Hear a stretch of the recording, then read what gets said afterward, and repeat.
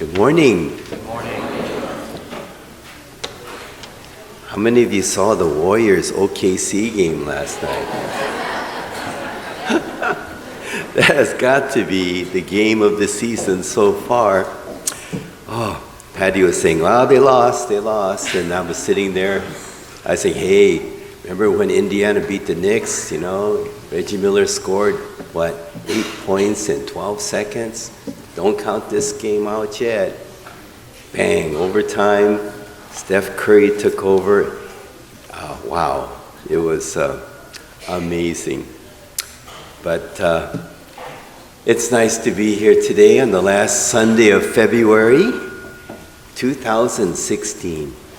Usually this day, February 28th, is the last day of the month of February, but every 4 years, we have an extra day added to this, the shortest month of the year. So tomorrow, we have a rare date, February 29th. The solar calendar, that's been in popular use now since the 1500s, has 365 days a year. But it takes the Earth just under 365 and 1/4 days to circle the sun and complete the cycle of seasons. So every 4 years, a day is added to make up for the extra almost 6 hours needed each year for the Earth to completely circle the sun. The extra day was added to this, the shortest month of the year. So we have this leap day every 4 years. And there also arose a custom that the internet says didn't really catch on until the 1900s, where during leap years, women would propose marriage to men. But nowadays, I think most couples who are romantically together for any reasonable length of time, they just begin to naturally discuss the potential of their relationship. And most proposals, I think, are more mutual conclusion that their feelings of appreciation and caring for one another is undeniable. And they cannot help but take that next step and make what I feel to be one of the greatest commitments we can make in life. And marriage is truly one of life's greatest commitments.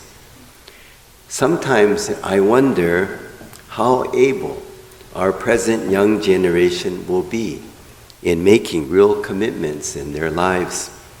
Kids nowadays, they live such well-scheduled lives, and parents, very well-meaning, they want their children to experience as much as possible. But sometimes I wonder, what lessons are they learning?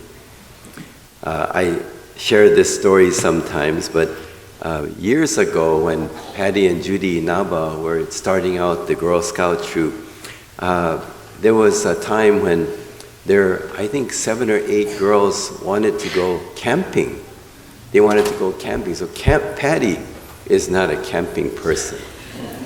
Camping to her is maybe Motel 6. Huh? That's what she wouldn't go to. She likes her room service and concierge service and fine dining. So when the girls said they wanted to go camping, she went, "You want to what? Don't you want to get your shopping badge?" She was trying to create Troop Beverly Hills, but being the dedicated leader, she said, okay, if that's what you want to do. And she and Judy made arrangements for the girls to go camping over this one weekend. They got tents and camping equipment, and although the girls eventually did pitch their tents, Patty slept in the car. But she went, They made this commitment for the weekend. But as this weekend commitment became closer, other events seemed to come up in the girls' very busy lives. One or a couple of them had a taiko performance they were going to have Saturday evening. Then there was a basketball tournament in San Jose that weekend that they forgot about. And so when the day of the camping trip came, it was very interesting because the parents wanted them to experience everything. So They went camping Friday night to Saturday, and some of the parents came up, picked up their girls to come back to Sacramento and play in the taiko event, and then drove them to San Jose Sunday morning so they could play in the last day of the tournament. And although I think it's very commendable that you want your child to experience as many things as possible, I wonder, what are we really teaching them? If we can't commit to just one event over a weekend, how can we commit to make really the great commitments in life, like marriage? So, we can't commit to camping. Wow, marriage, I don't know, huh? Because that's through thick and thin, good times and bad, to be there for each other through the happy and sad. And as I tell our kids who are in high school before they go off to college, choose wisely. For the one we marry is the only person we get to choose in our family. We can't choose our parents. We can't choose our siblings. We can't choose our brothers and sisters. We can't choose our children. The only one we get to choose is who we marry. And that person will impact and give meaning to every dimension of our lives. I've always wondered how people make this commitment. And when our Uncle Tosh and Auntie Michi celebrated their 50th anniversary some years ago, they had such a wonderful marriage. And I asked them, what is the secret to 50 years of happy marriage? And some of you may remember this, but Uncle Tosh thought deeply about my question. And then he said, very seriously, he said, my mother once told me, when you get married, have both eyes open. After you get married, close one eye. After he shared this, whenever Patty would nail me on one of my very few idiosyncrasies, I would say to her, Patty, close one eye, close one eye. And she would say, with you, I have to close both eyes. Do what you gotta do, Although we laugh, I think this is great advice.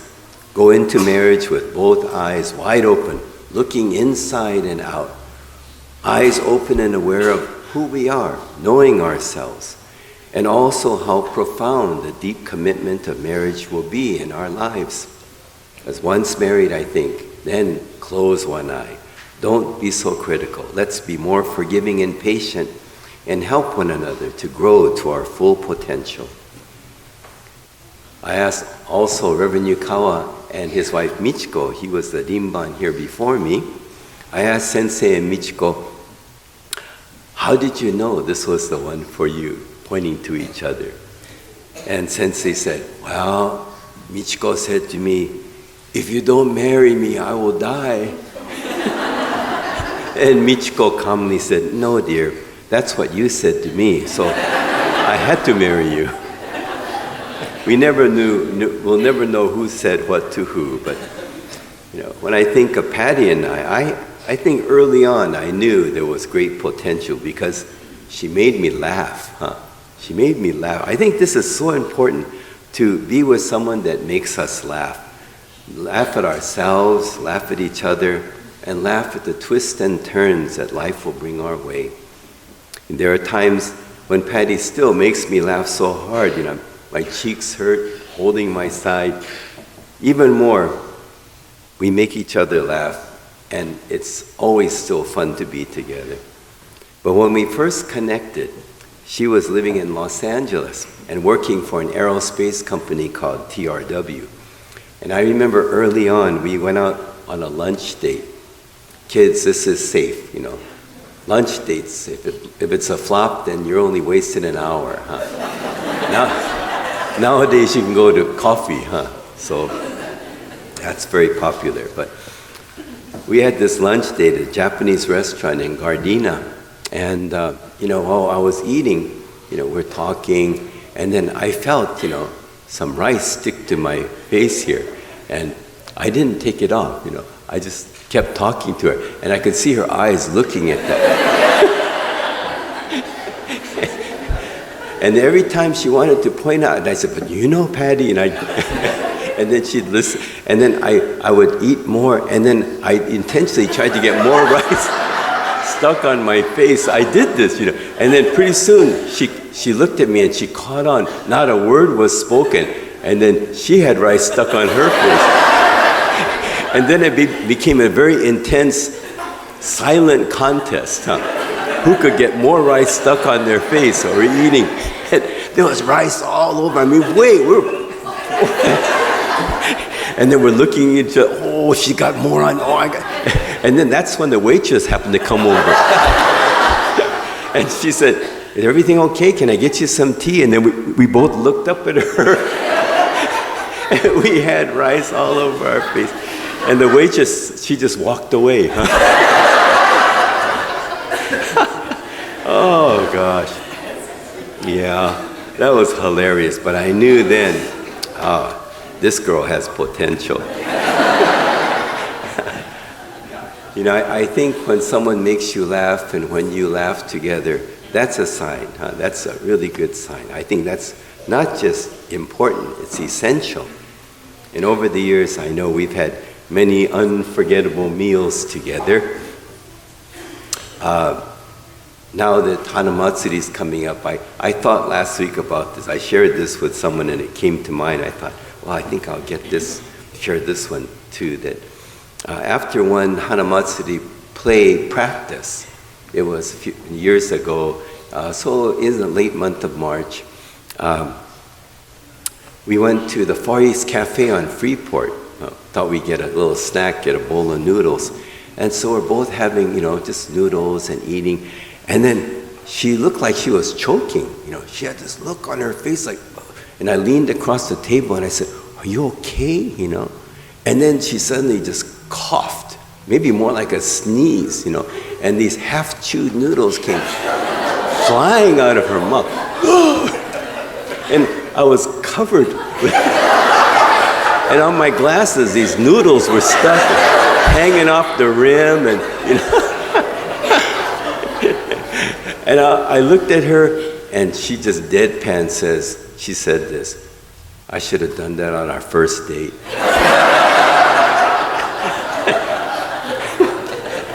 And I said, too late. Too late. But this custom of women proposing during leap year may be outdated, but the need to be able to make deep and true commitments in life will always remain. And before we can make these truly life-shaping commitments, we must first know ourselves, which is the primary exercise in Buddhism. And knowing ourselves is a constant process, for everything, including who we are, is constantly changing. So in this ever-changing world, we must also constantly seek that still point within, that point of deep gratitude that comes from our awareness that every day is a rare and wonderful gift. That point of deep appreciation for the people and the moments that give meaning to our lives and make our lives what they are. And with awareness of self, we will be better prepared to make the great commitments that we will find truly give meaning to our lives. Looking back, I feel that it has been our commitment to our family, to our marriage, to the Dharma path, and to this Betsuin and Sangha that have really given meaning to our lives. And I know we'll always feel that being a part of this Betsuin, this Sangha, has been one of the most meaningful dimensions for the two of us together. As we bring this month of October to a close, and we have February to a close. What am I thinking? But I'd like to thank you all for coming and enjoy tomorrow's very rare February 29th. In closing, please join me in Gassho. Before we can make true commitments in life, we must first know ourselves. And knowing ourselves is a constant process, for everything, including who we are, is constantly changing. So, in the ever-changing world, we must seek that still point within, that point of deep gratitude that comes from our awareness that every day is rare and wonderful, and that point of deep appreciation for the people and moments that have made our lives what they are. To me, that still point within is Onembutsu. Namo Amida Butsu. Namo Amida Butsu. Namo Amida Butsu.